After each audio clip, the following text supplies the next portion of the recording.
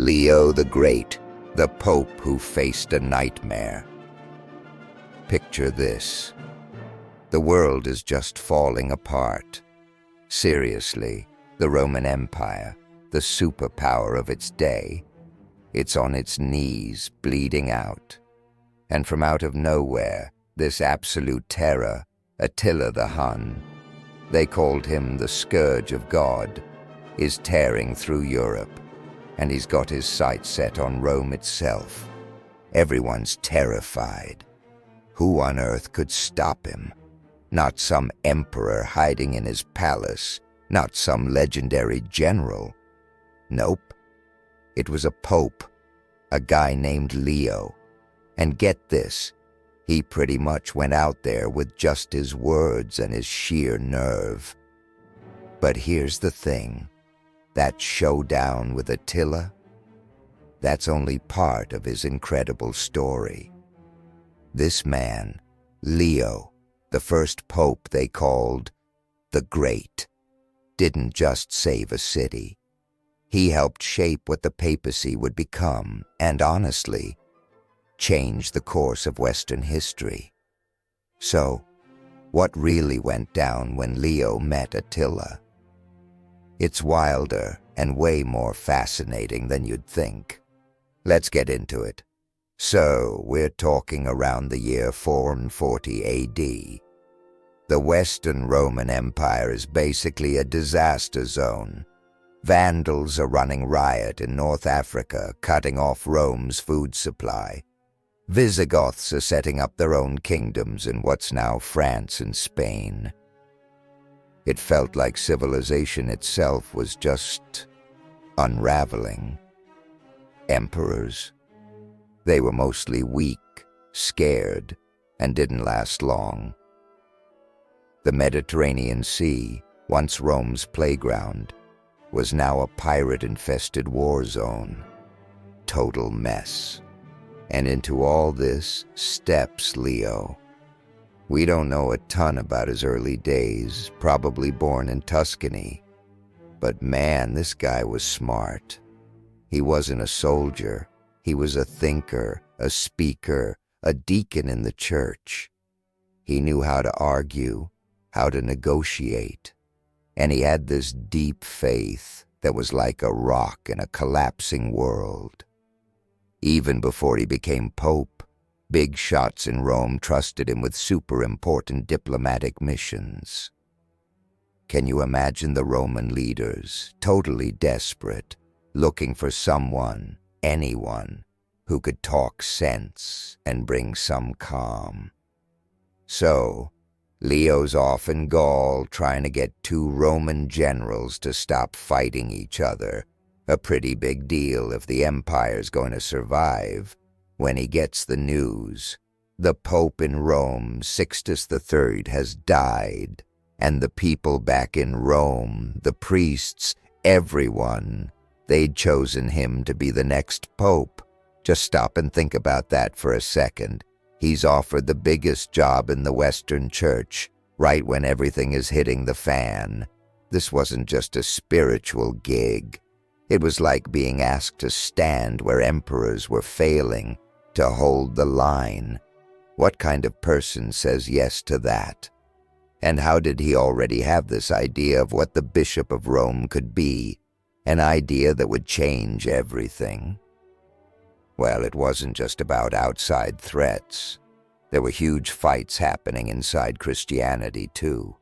So being Pope back then wasn't only about dodging barbarians. There was this massive, passionate debate going on about the very nature of Jesus Christ. For hundreds of years, people had been asking, was Jesus divine? Was he human? Was he both? And if he was both, how did that even work? And look, these weren't just scholars splitting hairs. People believed that getting this right was essential for their actual salvation. Different ideas, or heresies as the church called them, were popping up and threatening to tear Christianity apart. You had groups like the Arians, who said Jesus was created by God, so not quite God himself. Then there were the Nestorians, who kind of split Jesus into two separate persons, one human and one divine. And then another idea was gaining steam: monophysitism, which basically said Jesus had only one nature, a divine one, and his human side was sort of swallowed up by it. For Leo, these weren't just minor disagreements. He thought they got to the very heart of what Christianity was all about. If Jesus wasn't fully human, how could he save humans? If he wasn't fully God, how could he offer eternal life? So, in 449, Leo wrote this incredibly important letter, known as the Tome of Leo. It was brilliant, clear, straightforward, and powerful. He said, "Look, Jesus is one person, but he has two complete natures.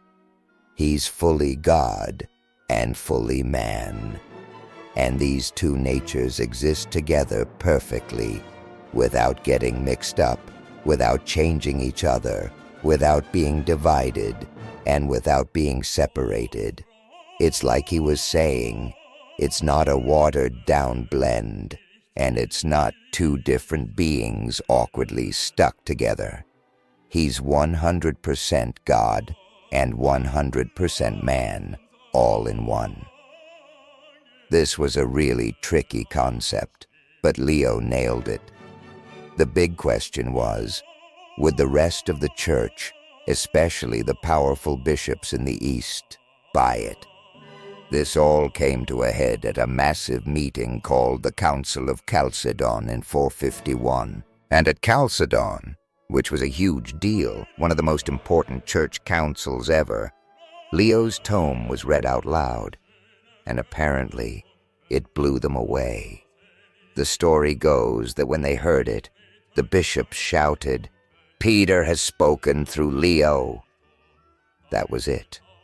The council officially accepted Leo's definition. It became the bedrock of how Christians understood Jesus for the next 1,500 years and counting. Huge win for Leo. It wasn't just about settling a debate. It massively boosted the authority of the Pope in Rome. But just as he was winning this war of ideas, a very real, very scary army was heading for Italy. Attila the Hun. Just hearing his name made people's blood run cold. This guy and his nomadic warriors had built a massive empire and were basically a force of nature, leaving a trail of destruction wherever they went. They'd already smashed up the Eastern Roman Empire and were now charging into Italy, burning cities like Milan. And Rome, the Eternal City, was next on his list. The Western Emperor, Valentinian III, was hiding out in Ravenna, totally useless and terrified. The Roman army? A joke at this point. Panic just gripped Rome. Who could possibly save them now? No army could touch the Huns. Trying to talk to Attila seemed like a suicide mission. And this is where Pope Leo does something absolutely incredible. He decides he's going to go meet Attila, unarmed, with just a few important Roman citizens. He travels north to find Attila near a place called Mantua. Can you even imagine that scene? Attila the Hun, surrounded by his terrifying warriors who'd never known defeat, face to face with this older priest. What happened next? Well, that's where history gets a little fuzzy and legend kicks in. We don't have a recording, obviously, Some stories say Leo offered Attila a massive pile of gold, maybe from Rome's churches, to go away. That could have been part of it. Other historians think Attila's army was already in bad shape. Tired, hungry, maybe disease was spreading. That's also pretty likely. And maybe Attila was a bit superstitious. He knew that another barbarian king, Alaric, had died right after sacking Rome years earlier. Maybe he didn't want to risk the same fate. But all the old stories, and the reason this moment is so famous, really focus on Leo himself, his courage, his presence. Did he somehow appeal to Attila? Attila was brutal, but he wasn't stupid. He respected certain kinds of power. Did Leo lay out what Rome meant, the spiritual power it held, something even Attila wouldn't want to destroy? There's even this famous legend, painted by Raphael centuries later, that Saints Peter and Paul appeared in the sky with swords, visible only to Attila, and scared him off. Look, we'll probably never know exactly what was said, or the precise mix of diplomacy, money, and maybe even a bit of awe that did the trick. But here's what we do know. Attila the Hun, the guy who made kings and emperors wet their pants, turned his army around. He left Rome alone. He marched out of Italy. Just let that sink in. The most feared man in the world, about to grab his biggest prize, is talked out of it by a priest with no army. Miracle. Masterful negotiation. A bit of everything. Whatever it was, Leo had done the impossible. Rome was saved, and Leo became an absolute legend. But the city wasn't out of the woods yet. So Leo facing down Attila, that made him a hero, Rome's protector. But peace didn't last long in the 5th century. Just 3 years later, in 455 AD, another nightmare showed up. This time, it wasn't the Huns. It was the Vandals, sailing in from North Africa, led by their king, Gaiseric. These guys had a powerful fleet, had already taken Carthage, and controlled Rome's grain. Now, an angry Roman empress actually invited them to come and cause trouble. So, up the Tiber River they sailed. Rome, once again, had no defense. And this time, there wasn't going to be any miraculous turning back. Gaiseric was here to loot the city, and once again Leo, now even more respected, went out to meet the invader. He knew he couldn't stop them from sacking the city this time. It was too late. But maybe, just maybe, he could make it less horrific. He begged Gaiseric.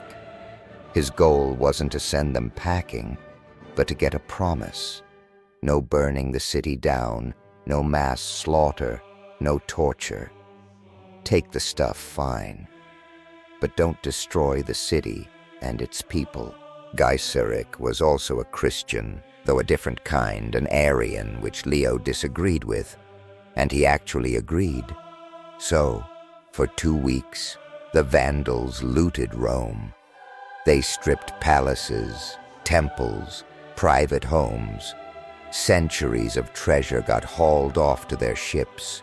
It was awful, but because of Leo, Rome itself, though robbed blind, mostly survived. The people weren't massacred, and the city wasn't burned to the ground, which happened in other places.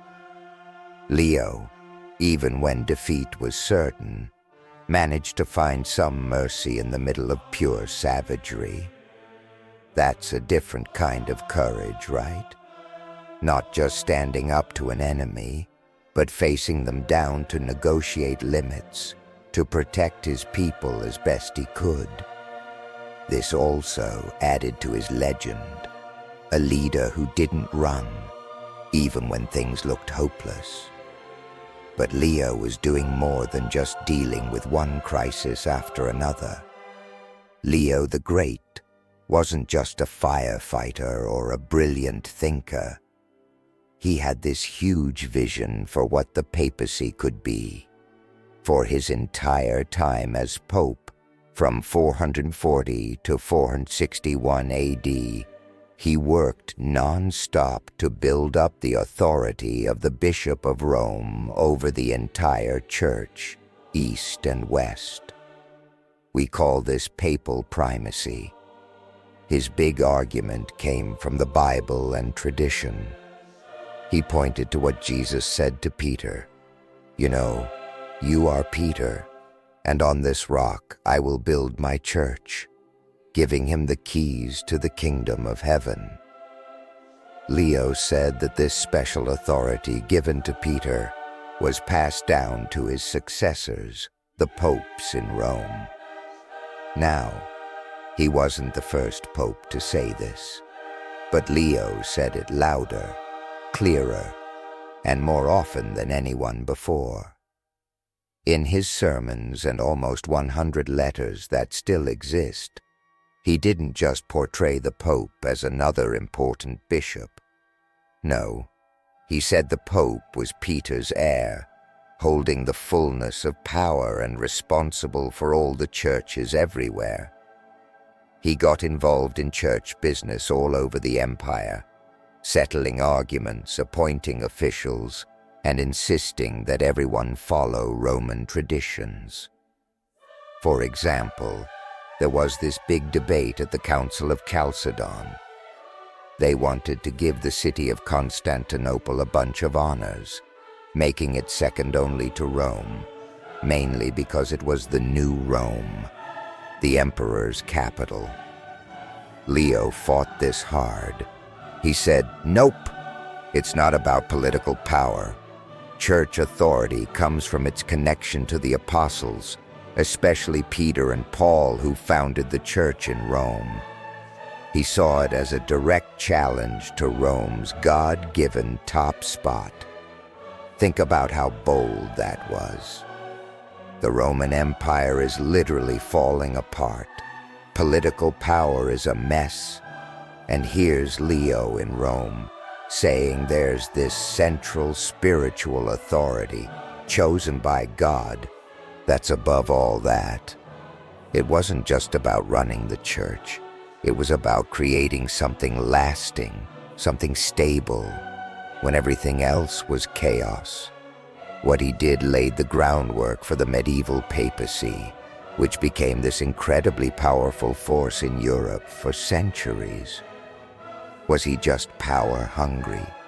Or did he genuinely believe this was what a broken world needed?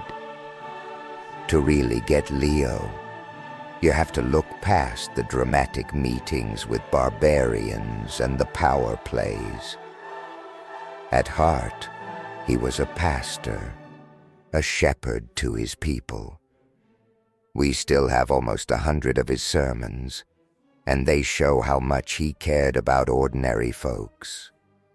They're clear, to the point, and full of wisdom about Christian beliefs, church festivals, and how people should live their lives. Things like charity and fasting. He wasn't some distant boss. He was a teacher, helping people understand complicated ideas and deal with the tough moral questions of their crazy times. His writings were so good that in 1754, much later, the church named him a doctor of the church. That's a huge honor, only given to a few dozen people in history for their major contributions to Christian thought. Just imagine being an average person in Rome back then, Your world is scary, uncertain, with violence and chaos all around. Leo wasn't just the guy who could stare down Attila. He was like a spiritual father who could explain his faith in a way that made sense, who could offer comfort and a sense of order. He organized help for the poor and for refugees, and he really tried to keep the city's moral compass pointing north. He also made some lasting changes to church services. There's a collection of prayers called the Leonine Sacramentary. It might have been put together a bit after his time, but it definitely reflects his spirit. He wanted Roman church services to be standardized, richer, because he knew that worshiping together could really unite and lift people up. So why the Great? He didn't give himself that title. History did, looking back at everything he did. He defended Rome twice. He defined what Christians believe about Jesus for centuries. He powerfully made the case for the Pope's authority, which totally shaped the future of the Catholic Church and its role in the world. He was a leader who guided his people through some of the Roman Empire's darkest days. When everything else was collapsing, Leo was a rock of strength, vision, and faith. But what's the biggest takeaway for us today? Okay, so it's been over 1,500 years since Leo the Great.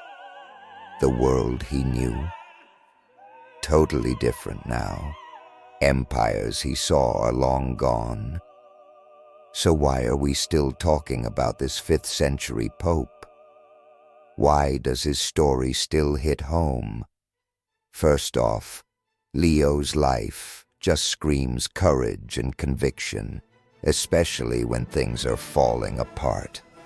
When armies failed and governments were useless, his moral strength and sheer guts made a real difference. He's a reminder that true leadership isn't just about having power. It's about taking responsibility, having a vision, and being brave enough to act even when it looks hopeless. Second, his work on defining Christian beliefs, like at Chalcedon with his tome, taps into that deep human need for meaning and truth. Those debates weren't just for show. They were about understanding our place in the universe, what's divine, and how to live a good life. We're still wrestling with those same big questions today, just in different ways. Leo's insistence on clarity gave people something solid to hold on to in a confusing world, and it shaped religious belief for billions. Third, when Leo pushed for the Pope to be the central authority, he massively changed the course of Western history. That strong papacy he helped build became a huge political and cultural player, all through the Middle Ages and beyond. It helped preserve learning, supported art, and played a really complicated, sometimes controversial role in how Europe was run. Agree with it or not, you can't deny its impact, and Leo was a key guy in making that happen. And those meetings with Attila and Gaiseric, they're timeless lessons in diplomacy and standing up for people even when you're outgunned. He showed that sometimes words backed by real conviction can be stronger than any weapon. Leo the Great's story isn't just about a pope. It's about human resilience, the power of ideas, and that constant search for order and meaning when the world feels like it's spinning out of control. He stepped into a church in a dying empire and left it stronger, clearer in its beliefs, and with a much bigger sense of its own mission. He stood at a crossroads in history, and what he did, what he said, and what he believed echoed down through the centuries. So, Pope Leo the Great, a lion by name and a lion by nature, right? The diplomat who stared down the scourge of God, the thinker who helped define Christ for ages, the builder who shored up an institution that would outlive empires. He lived in a crazy, dangerous time, but it was also a time when one determined person could actually change the world. His life makes you think about what it really means to be great, not just having power or fame, but showing real courage, wisdom, and an unshakable commitment to something bigger than yourself. What part of Leo's story really got to you? What do you think was his biggest moment? I'd love to hear your thoughts in the comments below.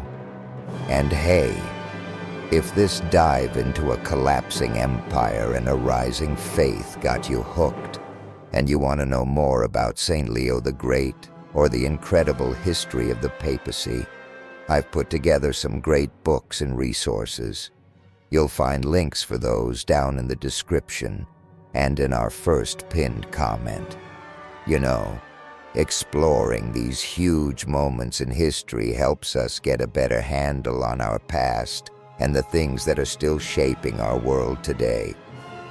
If you want to see more stories like this, hitting that subscribe button, liking the video, and sharing it with other history buffs really helps us out. Every click lets us bring more of these amazing human stories to you. Thanks so much for hanging out and listening. Until next time, keep digging into the stories that made us who we are.